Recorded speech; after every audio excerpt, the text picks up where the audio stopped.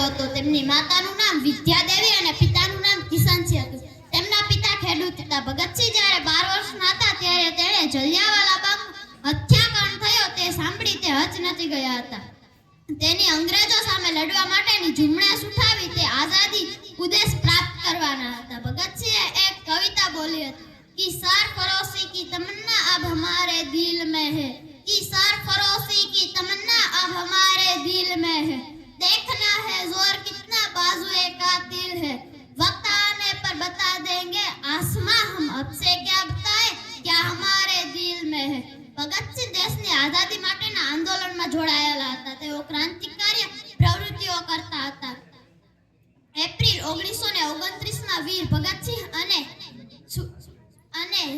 બટુકેશ્વર દંતે સંસદમાં બોમ્બ ફોડ્યો હતો અને ડર્યા વગર ઊભા રહ્યા અને કહેવા લાગ્યા, અમે આ બેહરી સરકારના કાન ખોલવા બોમ્બ ફેંક્યો છે, અમે આ બેહરી સરકારના કાન ખોલવા બોમ્બ ફેંક્યો છે।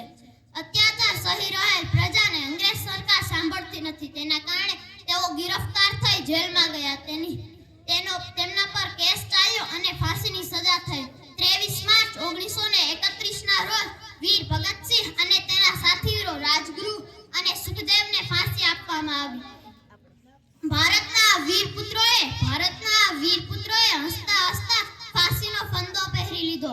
આવા કેટલાય શહીદોના લોહીથી આપની આઝાદીનો બાગ સિંચાયો છે, આપની આઝાદીનો બાગ સિંચાયો છે। શહીદોને લાખ લાખ વંદન, શહીદોને લાખ લાખ વંદન, શહીદોને લાખ લાખ વંદન।